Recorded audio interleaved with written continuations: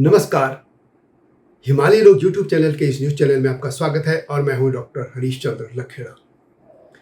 Parliament का विशेष सत्र 18 से 22 सितंबर तक होने जा रहा है और इसमें मोदी सरकार क्या कुछ करने जा रही है, इसी को लेकर दिल्ली में चर्चाओं हो रही हैं और अटकलों का बाजार गर्म है।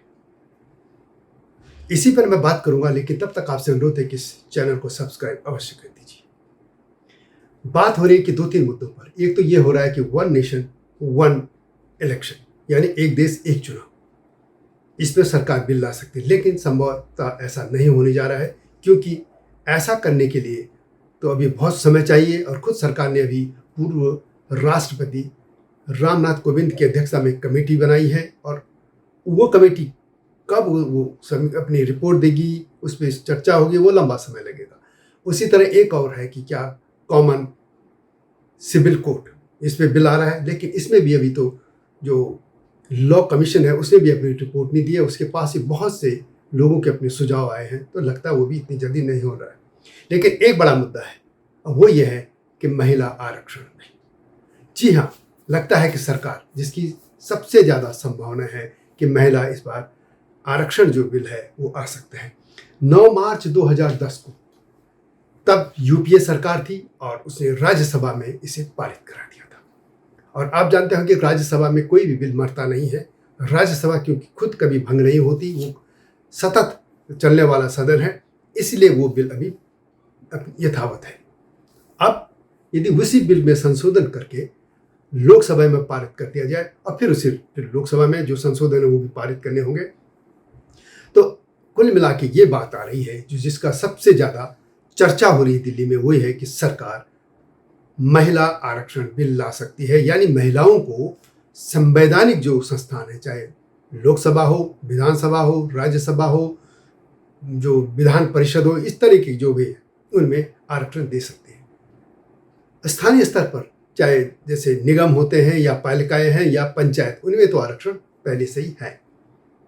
अब ये दो बड़ी चीजें, जैसे लोकसभा और यानी संसद और जो स्टेट की विधानसभाएं थी, उनमें आरक्षण नहीं था और इसी की ही चर्चा है।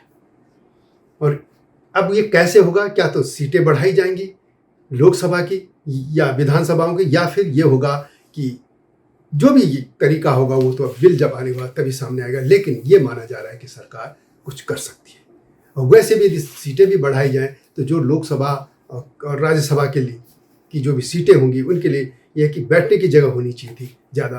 तो जो नई पार्लियामेंट का जो नया भवन बना है, उसे पहले से ही सीटें ज़्यादा बना दी गई हैं। तो ये भी माना जा रहा है कि सरकार इसमें सीटें भी बढ़ा सकती है। परंतु क्या ये इसी बार से इम्प्लीमेंट हो जाएगा, ये कहना अभी दूर की बात होगी, क्योंकि यदि सीटें भी बढ़ाती है सरकार तो उसके लिए डिलिमिटेशन होगा, फिर टाइम भी लगेगा। लेकिन ये तय मानिए कि सरकार ऐसा कुछ करने जा रही है जिससे मोदी सरकार को दोबारा, ये कहेंगे तब तीसरी बार सत्ता में आने का रास्ता खुल सकता है। आप जानते हैं कि सरकार ने बहुत सी ऐसी योजनाएं बनाई जिससे महिलाएं मोदी की, प्रधानमंत्री मोदी की, कम से कम अकेले मोदी की, भारतीय जनता पार्टी ने कहें तो मोदी की समर्थक है। और यदि ये उन्होंने ये दांव खेल लिया और इससे ही कर लिया, तो विपक्ष के सामने ऐसा कुछ भी नहीं रह पाएगा कि वो विरोध भी नहीं कर पाएंगे और इसका क्रेडिट पूरी तरह से प्रधानमंत्री मोदी को जाएगा। और लगता है कि सरकार ऐसा ही कुछ करने जा रही है, क्योंकि सरकार के पास तो अभी समय था। यदि हम देखें तो अभी इसका ये शीतकालीन सत्र आना है, उसके बाद एक और सत्र हो सकता है, उसमें सरकार को जो लेखा अनुदान या जो भी हम बजट भी कह सकते हैं, मिनी बजट, वो भी हम पास कर सकती है सरकार। लेकिन वो कराना ही होता हो तो संवैधानिक वो है कि उसे सरकार को खर्च के लिए अपना एक अनुदान पेश करना पड़ता है संसद से उसे अनुमति देनी होती है।